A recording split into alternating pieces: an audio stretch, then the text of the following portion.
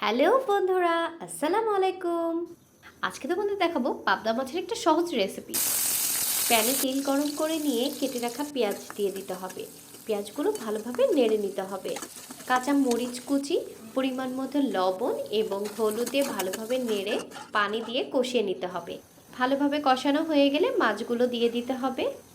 মাছ কষিয়ে নিয়ে আগে থেকে কেটে রাখা টমেটোগুলো দিয়ে দিতে হবে। টমেটোগুলো দিয়ে একটু ঢাকনা দিয়ে ঢেকে রাখতে হবে কিছুক্ষণের জন্য।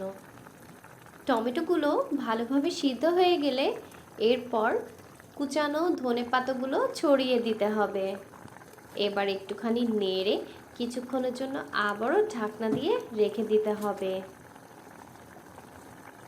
কত সহজেই তৈরি করা যাবে এই মজার রেসিপিটি ভালো লাগলে অবশ্যই কমেন্ট বক্সে জানাবেন। লাইক অ্যান্ড সাবস্ক্রাইব করে পাশে থাকুন। ধন্যবাদ।